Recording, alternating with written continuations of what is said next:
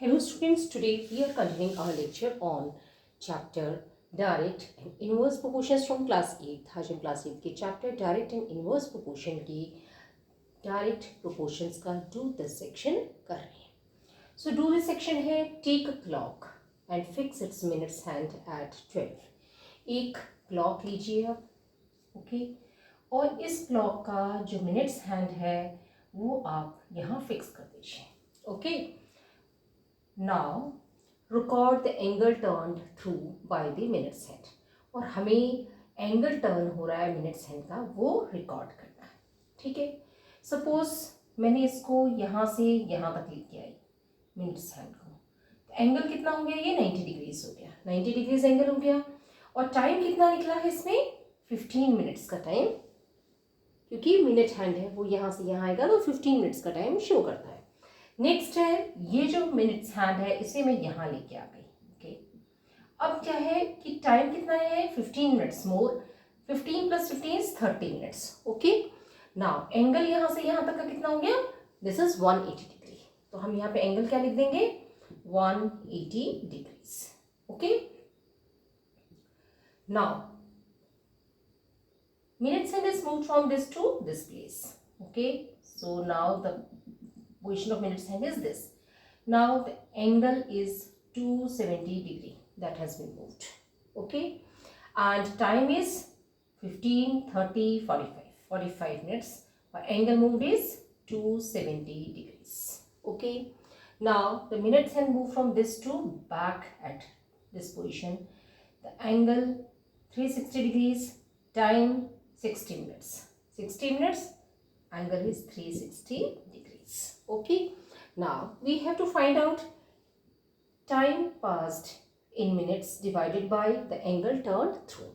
तो यहाँ पे क्या हो जाएगा, 15 divided by 90. Okay, 15 1 15, 15 6 90. तो हमारा रेशियो क्या है, 1/6. यहाँ पे क्या है, टाइम है 30 मिनट्स, एंगल है 180 डिग्रीज. 0 0 3 1 3, 3 6 18. अगेन जो हमारा रेशियो आया है वो क्या आया है, 1/6. Next 45 divided by 270. ओके, इसे हम कैसे कर सकते हैं, इसे हम कर सकते हैं 3 1 3, 1 5 15, 3 5 15, 3 9 27, 0. Now 15 1 15, 15 6 90. सो हमारा यहाँ पे भी रेशियो आ गया है 1/6. नेक्स्ट है हमारा T4/A4, ये हो जाएगा 60 divide by 360, 0 0 cancel, 6 1 6, 6 6 36. Again the ratio is 1/6. तो हम इसको देख करके टेबल को और ये रेशियोज निकाल करके क्लियरली कह सकते हैं कि they are in direct proportions.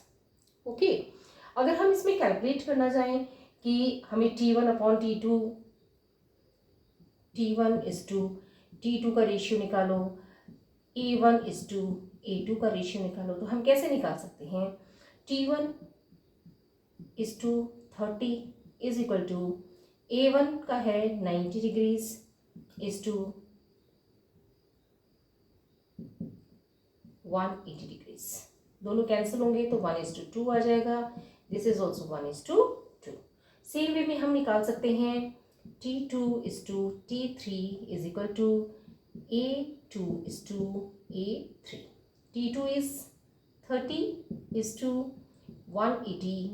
Okay, this is equal to A2. T2 is this 30 and T3 is 45. Okay, here A2 is 180 and A3 is 270. Again हम रेशियो निकालते हैं तो ये क्या आता है, 15 2 30, 15 3 45. यहाँ पे आ जाएगा 90 2 180, 90 3 तो 2:3, 2:3 का रेशियो आ जाएगा. हम क्लियरली कह सकते हैं T/A अगर हमें 1/6, 1/6, 1/6, 1/6 सब जगह मिला है तो this is in direct proportions. Now we are taking the next example.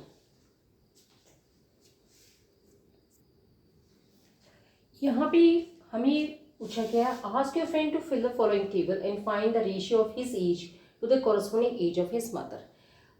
अपने फ्रेंड से कहो कि इस टेबल को फिलअप करे और उसकी एज और उसकी मदर की जो एज है उसका रेशियो निकालें। सो सपोज प्रेजेंट एज मैंने मान ली कि प्रेजेंट एज जो है वो है उसकी 10 ईयर्स। ओके, उसकी जो मदर की एज है वो मैंने मान ली कि 40 ईयर्स है। Okay, now 5 years ago friend की एज क्या होगी? 10 माइनस 5 इज 5। मदर की एज क्या होगी? 40 माइनस 5 इज 35।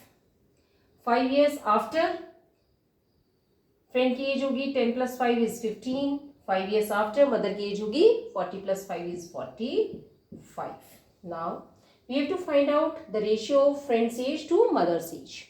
यहाँ पे क्या हो जाएगा? 5/35 इट इज 1/7। यहाँ पे क्या होगा रेशियो? 10/40 ratio is 1/4। यहाँ पे क्या रेशियो होगा? 15/45 friend's age upon mother's age. 15 1 15, 15 3 45, it is 1/3। अब हमने इसमें क्या देखा है कि यहाँ पे एज इंक्रीज हो रही है, फ्रेंड की खुद की एज भी इंक्रीज हो रही है, मदर की एज भी इंक्रीज हो रही है। तो हमें दूर से देखने में ऐसे लगता है कि ये पॉसिबली प्रोपोर्शन में हो सकते हैं, लेकिन हमने इसमें क्या देखा? F/m किया, तो यहाँ पे F/m 1/7 है, यहाँ पे 1/4 है, यहाँ 1/3। ये बिल्कुल भी बराबर नहीं है। तो हम ये क्लियरली कह सकते हैं कि it is not in direct proportion. Okay, इसका ये मतलब नहीं है कि ये इनवर्स प्रोपोर्शन के अंदर है। इनवर्स प्रोपोर्शन की अलग कंडीशंस होती है, one is rising the other is falling, ये उसको फुलफिल नहीं करता है। तो हम ये क्लियरली कह सकते हैं कि डायरेक्ट प्रोपोर्शन में नहीं है। बहुत सारे एग्जाम्पल्स इस ढंग के होते हैं जो डायरेक्ट प्रोपोर्शंस में नहीं मिलते हैं। Suppose the population of a place is increasing, कितनी इंक्रीज हो रही है, कितने टाइम ड्यूरेशन में हो रही है, वो फिक्स नहीं होता, वेरिएबल होता है। ओके, तो हम कह सकते हैं कि वो डायरेक्ट प्रोपोर्शन में नहीं होती। ठीक है, जो हाइट एंड वेट जो हम लेते हैं वो भी फिक्स नहीं होता, किसी की हाइट पे किसी का वेट कुछ हो सकता है, किसी की हाइट पे किसी का वेट कुछ हो सकता है, तो वो भी फिक्स नहीं होता है। सो हम इस तरह से कह सकते हैं कि यूनिवर्स में बहुत सारी ऐसी चीज़ें हैं जिनमें इंक्रीज और डिक्रीज एक फिक्स्ड रेशियो से नहीं होता है, तो वो सब डायरेक्ट प्रोपोर्शंस के एग्जाम्पल नहीं है। So now let's move on to the next video. Thank you.